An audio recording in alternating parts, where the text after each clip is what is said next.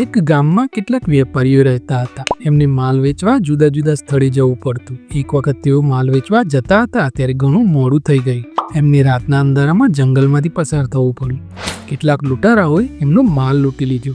વેપારીઓ બહાદુર અને ચતુર હતા. એમણે એક યુક્તિ કરી. એમણે લૂંટારાઓને કહ્યું કે તેઓ ઘણા સારા કલાકાર છે. તેઓ એક સરસ નાટક કરીને એમનું મનોરંજન કરશે. લૂંટારાઓ નાટક જોવા બેસી ગયા. વેપારીઓએ નાટક શરૂ કર્યું. સૌપ્રથમ એમણે ભરવાડનો વેશ લીધો અને ગાવા લાગ્યા, વેપારી કલાકાર આવે છે, ભરવાડનો વેશ લાવે છે. એમણે ભરવાડનો અભિનય કરીને લૂંટારાઓનું મનોરંજન કર્યું. પછી એમણે સુથાર, મોચી, લુહાર વગેરેના અનુભવ કરીને લૂંટારાઓનું મનોરંજન કર્યું. લૂંટારાઓ મોજમાં આવી ગયા અને વેપારીઓ સાથે નાચવા ગાવા લાગ્યા. પછી વેપારીઓએ ચોર પોલીસનું નાટક શરૂ કર્યું. કેટલાક વેપારીઓ ચોર લૂંટારા બન્યા અને કેટલાક પોલીસ બન્યા. આ નાટકમાં એમણે બતાવ્યું કે પોલીસ આવીને લૂંટારાઓને પકડી જાય છે. વેપારી કલાકારો ગાવા લાગ્યા, વેપારી કલાકાર આવે છે, ચોરનો વેશ લાવે છે, જલ્દી દોડો ભાઈ, જલ્દી દોડો, જય પોલીસને જાણ કરો. કેટલાક વેપારીઓ શહેરમાં ગયા અને અસલી પોલીસની લૂંટારાઓ વિશે જાણ કરી.